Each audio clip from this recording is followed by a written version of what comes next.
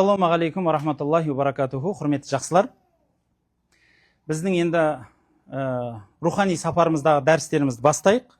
Өзі кішкентай уақыт Алла бізге берген екен, шамамыз жеткенше енді сол алдымызда бір 7-8 дәрістей болады екен. Біреулерге 6 дәріс, 7 дәріс болып қалады, біреулерге 8 дәріс толық болады. Көресіздер енді қандай бұйыртқанына қарай. Енді бірінші қадам әлбетте енді рухани сабақтың ішінде Алламенен байланыс қой, дұрыс па? Руханият деген ол Құдай үшін деген жол ғой, дұрыс. Біздің умрамызда сол, оқыған намазымызда сол, құлшылығымызда сол, тіршілігімізде сол. Бір. Екінші нүкте, бұл жерде кіріспе бағытында айтып жатқаным, Алланы тану бұл өмірдің мәні. Алланы танымаған адам өмірде бақыт таппайды. Алланы таппаған адам бұл өмірдің мәнінің бәрі бос боп, қуыс кеуде жан боп қалатындығы ол өмірде дәлелденген. Иншалла тағы да сабақ барысында айта жатармыз. Бүгін қозғамақшы болған бір негізі бір қызық мәселе, қызық ой айтқым келеді. Ол мынандай бір нәрселерге себеп болады, или сол барысында айтып кетейінші, аяғынан бастамайын, басынан жай түсе берейікші, бірге келеміз. Алла тағала Құран-ы Кәримде күніге біздің оқып жүрген сүремізде, Фатиха сүресінде Ияка наъбуду деген сөз бар. Мағынасы саған ғана құлшылық етемін. Яғни біздің енді ғибадатымыз құлшылық қой, дұрыс па? Ғалымдарымыз бұны наъбудука деп айтуға болады деген сөз айтады. Құлшылық саған жасаймын деген мағынада айтылады дейді. Бірақ Алла тағала ияка сөзін алға шығарып, тек қана деген сөз қосты. Тек қана саған құлшылық етемін деді. Бұның мағынасы бір Аллаға деген мағынаны білдіру үшін деп айтылады. Мен енді ол мағынаны көтергім келіп тұрған жоқ. Оны ұстаздарымыз, имамдарымыз кітаптарында жаз, уағыздарында айтты. Оны интернеттен көріп алсаңыз болады. Ияка набудын тәпсір десеңіз шығады, миллион түрі шығады. Мақсат бұл жерде Алланы жалғыздау, Аллаға ғана құлшылық арнау, неге, қалай, не пайда, ол бір бөлек тақырып шығар. Бірақ осыны талқыла десеңіз, иншалла тағы бір отырып өзіміз дұрыстап талқылармыз. Менің қозғағым келгені ияка набуду сөзініңдегі орын қалай қойылғандығында бір нүкте. Үлкен имам ғалым кісі, Ас-Саалиби деген кісі бір өзінің бір кітабында бір керемет мағына жазады. Қараңызшы. Ияка набуду деген сөзде Алла бірінші орында өзін қойды, сосын құлшылықты қойды дейді. Яғни бірінші Алла, сосын намаз. Түсіндіңіз ғой? Бірінші намаз, сосын Алла емес. Бірінші Алла, сосын намаз, сосын құлшылық. Ендеше осы Құрандағы осы бір аят, Ияка наъбуду. Бірінші Алланы танудан тұрады екен ғой. Иман жолы, руханият жолы ең бірінші танымнан тұрады. Құлшылықтан тұрмайды. Біз ғой бірден құлшылыққа кірісіп кетеміз. Құлшылық арқылы таним деп айтамыз. Намаз не үшін оқисың десе, Құдай үшін оқимын дейміз. Намазды біз оқыған кезде көбінесе қарыздан құтылу үшін оқимын дейміз. Дұрыс па? Яғни бірінші намаз, яғни қарыздан құтылу үшін деген сөз тұрады. Немесе басқаша айтқан кезінде бізде мынандай сөйлем шығады. Мен құлшылық жасаймын. Дұрыс па? Мен намаз оқимын деген сөйлем шығады. Мен ораза тұтамын. Мен садақа беремін. Бұл жерде центр кім? Мен болып қалатыр. Қызығы? Центр бұл жерде мен болып қалатыр. Бізден басталмайды негізі құлшылық. Руханият бізден басталмайды. Соны үлкен Құдайды таныған имамдар, мысалы имам Ғазали сынды, Ахмед Яссауи сынды үлкен ғалымдар, мен деген сөзді бірінші орыннан түсіруді үйретеді бізге. Нәпсінің күресі. Біз нәпсімізді жеңбей бұл дүниенің бақытын таппайтындығымыз бар. Оны келесі сабақтарымызда өтеміз. Бірақ мен осы сабақта бірнеше нүктелер айтам. Осы өмірде бізде кейде көп проблемалар болады. Ішкі және сыртқы проблемалар. Ақшалай және әлеуметтік. Жанұя мәселелер және басқа да қарым-қатынас мәселелерінде бізде проблемалар. Сол проблеманың ең үлкен себепкері эго. Мен. мен дегеннен кейін проблема шыға береді бәрін. Өте көп. Мысалы, мынандай деген сөз бар, білесіз ба? Өз-өзіне сенімділік деген сөз бар. Адамға бақыт сыйлайды негізі, адам сенімді адам, сөзде нық, ісіде нық, өмірде нық, проблемасы да аз болады, бірақ сол сенімділікті сіз зерттеп көрсеңіз, қызық нүктелер бар. Бірінші, адам өзіне сенбейтін адам бар. Өзін бейшара санайды, кемтарды санайды, өз-өзін төмен санайды, андай төмендеп тастаған.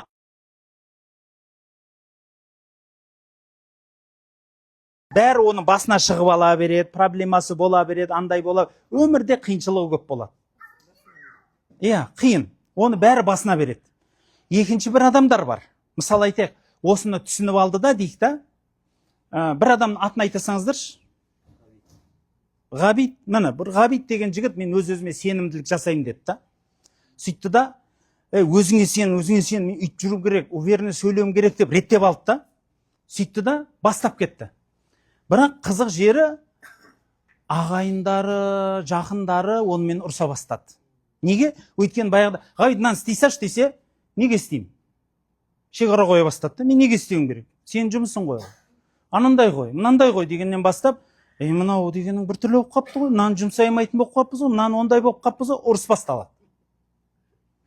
Бір қарағанда енді өзінің жаңағыдай әркімге басындырмай жатыр ғой деген сияқты болды, бірақ неге өмірі қиындады? Себебі бұл өзінің шын өзіне деген сенімсіздігін басқан жоқ. Бұл өтірік сенімсіздік, яғни өзінің үстіне тәкаппарлық алып алды. Сол үшін себебі ол мен деген сөзді алға қойды. Ол тәкаппарлық болады. Сол үшін сенімді адам, өз-өзіне сенімді адам дегені бірінші орында тәкаппарлықпенен шатастырмау керек. Тәкаппар адамдарда мынандай нәрсе бар. Мысалы айтайық, бір адам жақсылық жасалынса, оған әртүрлі адамдар қабылданады. Мысалы айтайық, сіз көлікте келе жатсыз, сіз бір жерге кеп қалдыңыз, сізге біреу орын берді, келіңіз отырыңыз деді. Бірнеше адам бірнеше түрлі қабылдайды. Біреуі жаңағы, кел отыр десе, қысылып, рахмет, тұра берші, мен өзім тұрайын дейді. Жоқ, отырсаңыз, жасыңыз енді деп қысылады. Ол өзіне сенімсіз адам. Екінші адам, келіңіз отырыңыз десе, осындай да, кәдімгідей. Сенімді адам ба? Жоқ. Ол өзінің бишаралығын ана иегімен жоғары шығарғысы келген адам. Өзі төменде екендігін көрсетіп қойды. Себебі өзі төмендегі адам жоғары көрсетеді да қаяқта тұрғанын. Ол мына жаққа барғысы келіп жатыр, ол мына жақта емес та ол. Ол ана мына жақта ол негізі. Сол үшін мына жақты көрсетеді ол. Тәкаппарлық ол. Ал өзіне сенімді адам не істейді? Келіңіз отырыңыз, ой, рахмет балам, Алла разы болсын дейді да, отырады. Нормальный. Яғни оған еңкейген де жоқ, өз тәкаппарланған да жоқ. Орта қабылдады, қарапайым да, алғысын айтты, өзінің күйінен ауысқан жоқ. Бұл өзіне сенімді адам деп айтылады. Осы адам өзіне сенімді адам. Бұнда тәкаппарлық жоқ, анан төмен түсіріп тұрған жоқ. Мен ақымды бермей қойды деп өзінің ақысын талап еткен де жоқ. Егер орын бермей қойса, оған проблема жоқ, тұра береді. Сондықтан үш адам болады екен ғой, екі адам емес. Мен енді осы жерден мен неге оны қозғадым, иншалла тағы да бір айтамын. Бірақ осы бір нүктеден тоқтайық та мысалымыз, қайтып келейік өзіміз сабағымызға. Ияка набуду, саған құлшылық етемін деген сөздің мағынасы саған деген сөзден басталады, мен деген сөзден басталмайды. Мен саған құлшылық етемін делінбейді. Ендеше біздің шариғатымыз қалай түсіндіреді бұны десе, құрметті жақсылар, біз намазды қарыз үшін бермеуіміз керек екен ғой. Намазды қарыз үшін берсеңіз, сіздікі сауда болады. Алла, мен саған берем, сен маған бересің ба? Мен саған істеймін, сен маған бересің ба? Сен Алламен саудаласың кеп тұр ма? Қызық. Ондай түсінікте бір ерекше қызық та, мысалда, сондай бір саудаласу бір орынсыз дүние екендігі адамға айтпай-ақ түсінікті шығар, Мысал, Аллахым, мен қазір садақа беріп жатырмын, мен үйтіп жатырмын, маған бер деген ма сонда? Жаңағыдай мен саған намаз оқып қойдым, мен ораза тұтып қойдым, мен маған бүйтіп бересің, сауда ма? Құлшылық сауда емес қой, түсінесіз ба? Құлшылық сауда емес, сауданың орны бар. Иншалла мен сауда исламдағының бөлек, иманның неге мысал саудада келтіргендігін иншалла алдағы сабақтарымда айтамын. Бірақ бүгінгі сабақта құлшылық және мен деген тақырыптың орнына қойғым келіп жатыр. Бірінші орында Алланы таппай біздің құлшылығымыз реттелмейді. Түсінесіз ба? Яғни сіз қанша намаз оқуыңыз мүмкін, егер Құдайды танымасаң, намазың бәрі бекер. Оразаң бәрі бекер, жасаң құлшылығың, ғибадатың бәрі бекер. Бірінші Алланы табасын. Сол үшін біз намаздың барлығын Алланың тапқаннан кейін оқимыз. Мағына түсінде алдым ба? Осыны қайта айтып көріңіздер. Алланы тапқаным үшін намаз оқимын деп айтыңыз.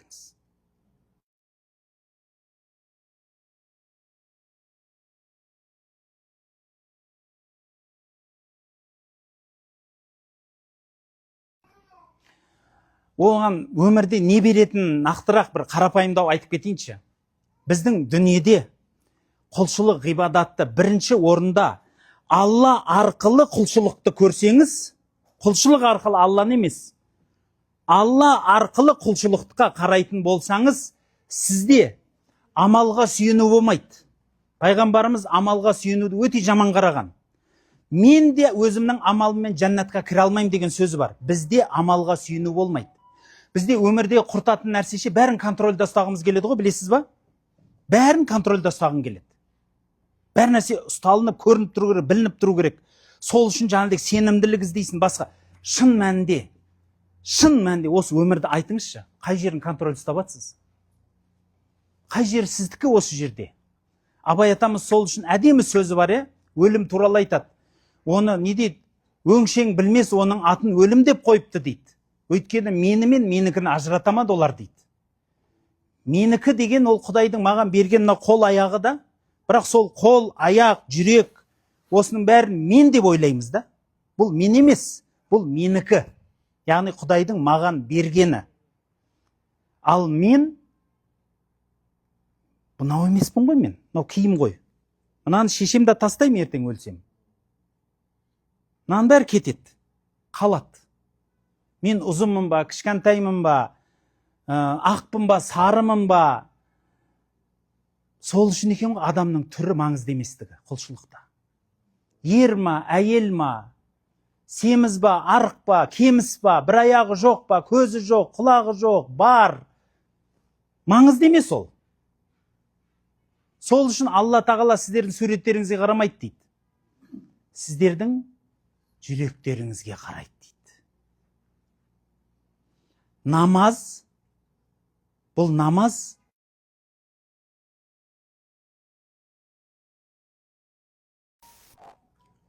қазір оған кірермін. Осы ияка набуду сөзінің бізге беретіні бірінші орында амалға сүйенбеуді береді. Екінші орында контроль ұстауды тоқтатады. Алла тануды үйрете бастайды. Бізге құлшылықтың жаңа дәмін береді. Басқа жағынан айтам. Біздің ғалымдарымыз жалпы осы дінді түсіндірген кезінде де, бәрін түсіндірген кезінде де айтатыны, Құдайды танығың келсе, эгоны алып таста дейді. Мен-мендігіңді таста да, реттелсең, содан кейін өзіңді реттейсің. Өйткені бізді Құдайды тануға бізді нәпс, бізді шайтан кедергі жасайды, қатты кедергі жасайды. Осы кедергілерді тәртіптемей біз реттелмейміз. Сол үшін нәпстің тәрбиесін иншалла ертеңгі сабағымыз нәпс тәрбиесі және бізге берер пайдасы айтылады. Бірақ мен осы ияка набудының жалғасын айтқым келеді. Екінші сөзі не еді? Ияка настаин, саған ғана сүйенемін. Бұл осы өмірді айтып жатыр енді. Біреу құлшылықты айтты. Саған ғана құлшылық етемін, саған ғана сүйенемін. Бұл өмірде біз өмір сүріп жүргендеше, сізді не тіреп тұр? Айтыңызшы. Осы өмірде не тіреп тұр? Егер ол тіреуіш болмаса ше, сіз осы өмірде сүргіңіз келмей қалады. Себебі бірінші орында осы өмірде керек болғаныңыз тіреп тұрады. Серотонин гормоны бол адамда. өзің біреуге керектігің болған үшін сен өмір сүргің келеді. Сен егер біреуге керек болмаса өмір сүргің келмейді. Сол үшін бізде өмірге тіреп тұрған нәрселер көп. Солардың біреуі біздің атақ мансабымыз. Тіреп тұр, соған сүйенеміз. Менің кім екенімді білесің ба дейміз. Тіреп тұрғаның сенің мал дүние, тапқан бір 10 теңгең сізге сондай сенімділік береді. Байқайсыз ба? 10 теңгең болмай қалса қандай сөйлесесің? 10 теңгең болса қандай сөйлесесің? Өзіңізді көргенсіз ба солай? Әжептәуір, сол үшін айтады, ақшаның буы бар деп. Ол буы бізді тірейді кішкентай. Біздің мансабымыз, ақшамыз, танысымыз, бала-шағамыз, осындай өмірдегі қызық нәрселер тірейді. Бірақ айтайықшы, біз өлсек осылар қала ма? Бәрі қалып кетеді. Біреуі де бізбен жүрмейді. Байқайсыз ба? Сіз сүйенген, сіз мені тіреп тұр деген нәрсенің барлығы өтірік. Шын мәнінде. Дұрыс түсіндіре алдым ба? Осы өмірде сіз өзіңіз қазір ойланып қараңызшы. Осы өмірде мен неменеге өзімше болып жүрмін деп айтыңызшы, өзіңіз сұрақ қойыңызшы. Неменеге мен менмін деген сөзді мен неге айтам? Себебі деп сұраңызшы өзіңізден. Неге мен деп айта аламын? Өйткені мен ақшам бар.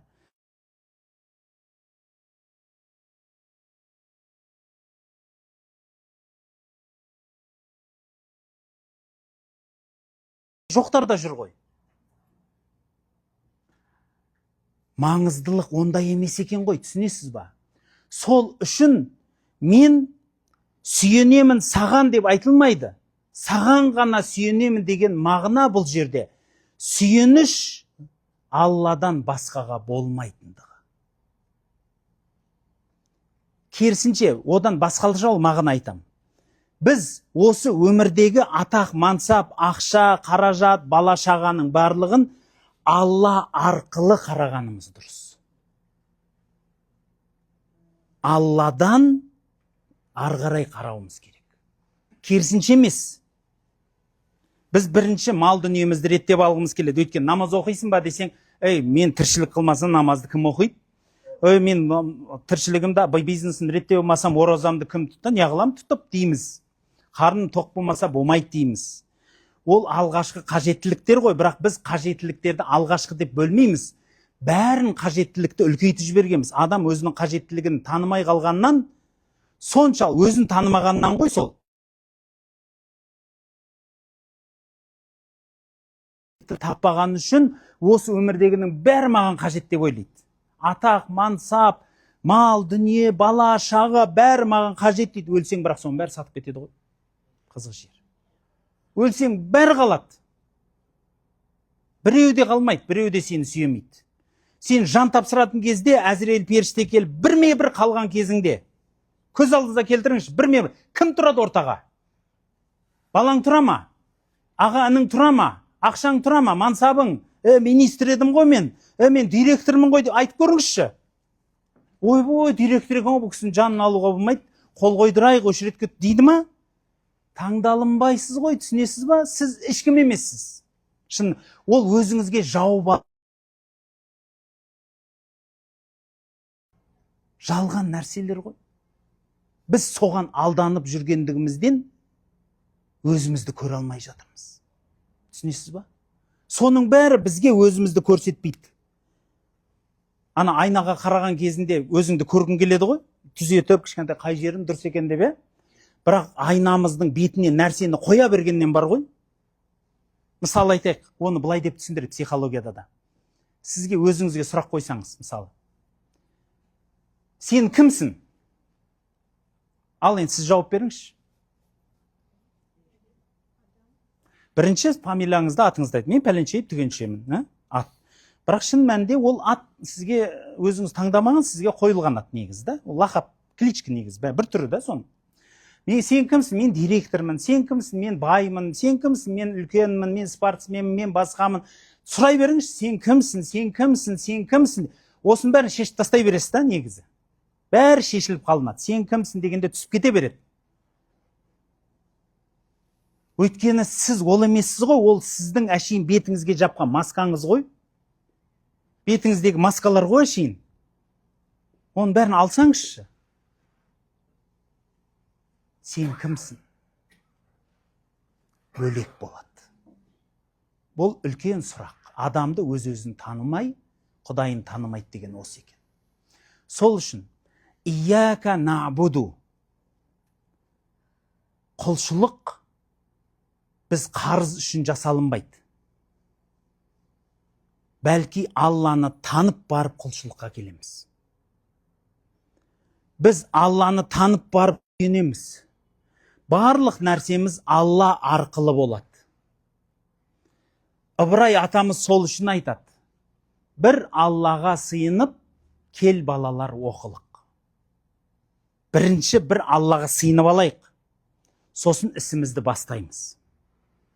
Бабаларымыз сол үшін бисмилласыз жаңағы жұмысын бастамайтын. Алланың есімімен басталынатын.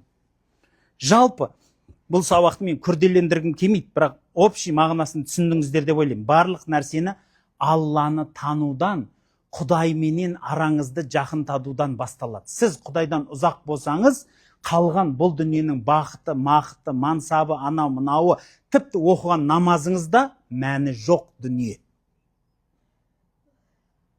Сіз Құдайды танымай. Егер сіз Құдайды танып, осыны түсінсеңіз, Құдайды таныған арқылы құлшылыққа барсаңыз, Құдайды тану арқылы тіршілікке баратын болып, сол Алла арқылы осы өмірдің мүмкіншілігін көрсеңіз, онда сізде өмірдегі ожидание деген нәрселер болады. Біз адамдарға неге ренжиміз, білесіз ба? Мысалы айтақ, мына кісімен нағашым дейік. Екеміз ренжіп қалдық. Неге ренжідік? Мысалы бір себеп айта салайық. Мысалы бұл кісі тойына шақырды, мен бармай қойдым. Ренжіді. Неге ренжіді? Бармағаным үшін. Оның түбін ашсаңыз не болады? Баруым келек деп күтті. Он ожидал от меня мынандай болуды. Бірақ мен оны сондай болмай қалып едім, ренжіді. Түпкі нәрсесі күтуді. Бір адам өзінің ойында ойлап алады екен да. Жұрттың бәрі соны істеу керек деп рөл беріп тастайды ғой бәріне. Сен ойыңдағын бәрі істей беру керек па? Ойлаңызшы, бұл өмір одан тұрмайды ғой. Сол үшін бір ғалым айтқан екен. Мына адамдарды таныған адам адамға ренжімейді депті ғой. Себебі адам сөзінде тұрамайды, ауырып қалады, өліп қалады, ұмытып кетеді, білмей қалады. Сондықтан сен оған ренжиді алмайсың, еш нәрсе істей алмайсың. Уайымдамай қойсай деді, жіберсейшін адамдарды. Ал білесіз ба, жәннати адам туралы хадис бар. Бәріңіз білесіздер ол хадис. Бір адам жәннати деп айтады пайғамбарымыз. 3 күн бойы.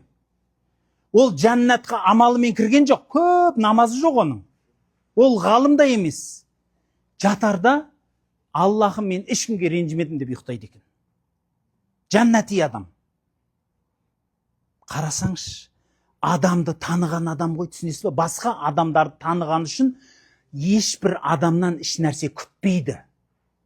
Адамнан еш нәрсе күтпе. Ренжімейтін боласың. Жүрегің таза болады.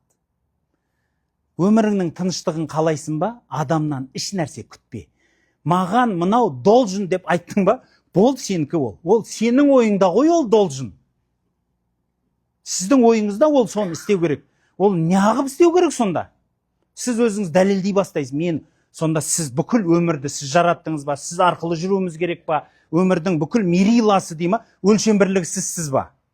Жоқ. Сіз осы өмірдегі 8 миллиард халықтың біреуісіз. 8 миллиард. Жерді енді салыстырыңызшы. Жердің кішкентайлығы сонша, күннің ішіне мыңдап салуға болады. Күн қап болса, мынау біздің күн жарқырап тұрған. Қап болатын болса, күнді алып, соның ішіне мыңдап салуға болады екен жердің. Аспанда сондай жұлдыздар бар дейді.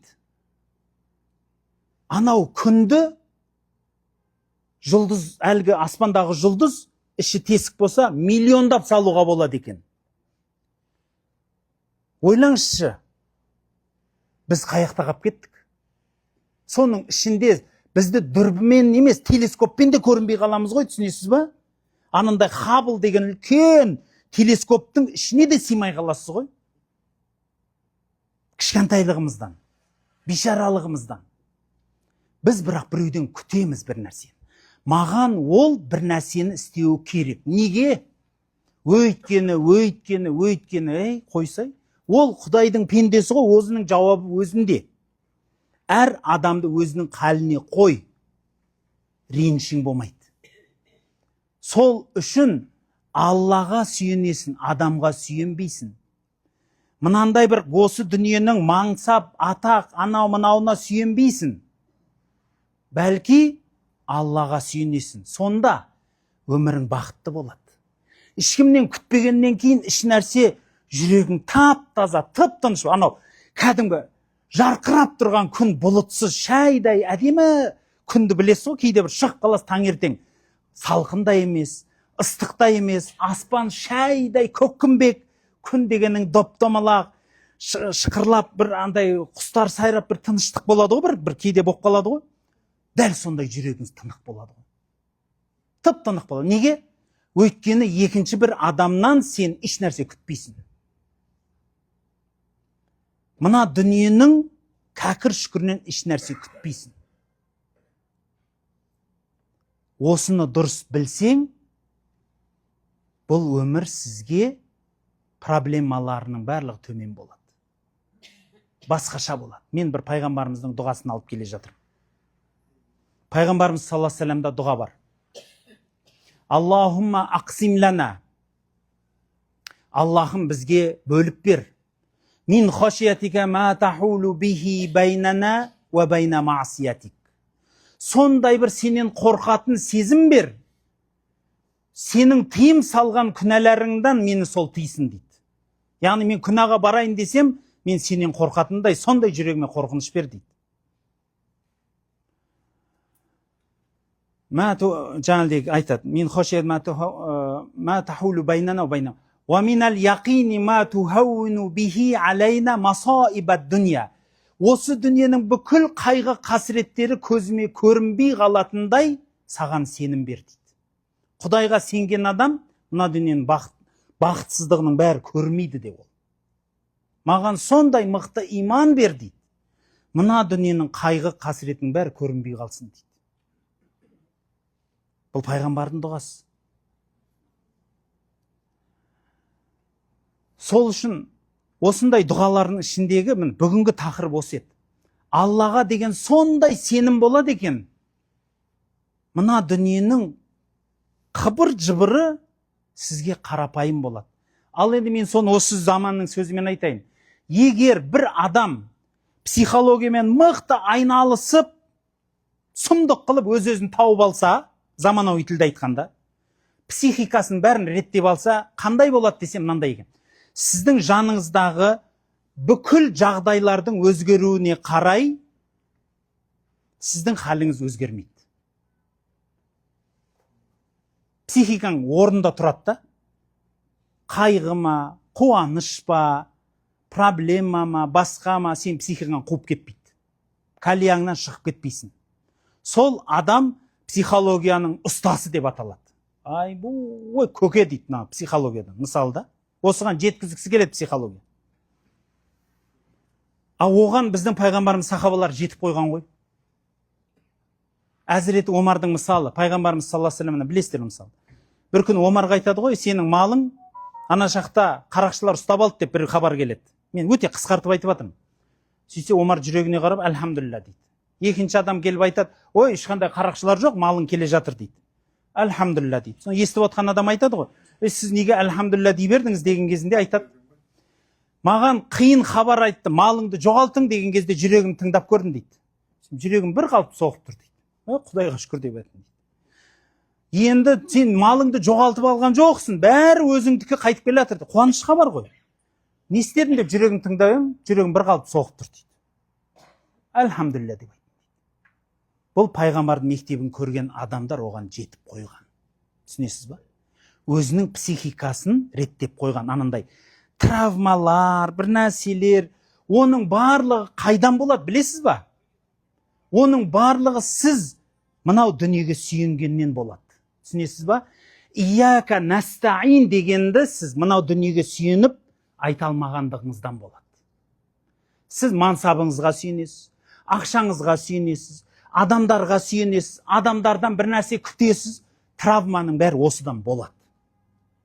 Сіз қашан Алладан күтсеңіз, адамдарға ешқандай да қиналмастан бір қалыпты қарасаңыз, сізде ондай нәрсе болмайды. Бұған жету үлкен еңбек. Бұған жету үлкен еңбек. Ол қарапайым дүние емес, сөзбен айту оңай. Бірақ мен сізге жетуіңіз керек болған мақсатты көрсетіп беріп отырмын. Сіз қандай болуыңызды көрсетіп беріп отырмын. Ал оның басын сіз қазір осы сапарыңыздан бастадыңыз. Сапарыңыздың басы руханият сапары деп аталды. Сіз Алланы табу үшін сапарға шығыңыз. Ниетіңізді түзетіңіз қайтадан. Сіз Құдайды табу үшін келдіңіз бұл жерге. Алланы тану үшін келдіңіз. Алламен жақын болу үшін келдіңіз. Ендеше жүріс тұрысыңызда, құлшылық ғибадатыңызда, сөзіңізде, ісіңізде Құдайды іздеңіз.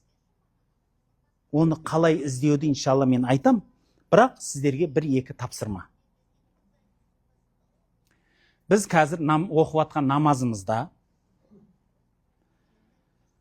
мен намазды мойныма міндет қылып қойған үшін оқып атырмын деген түсінікті алып тастапты үйренейікші.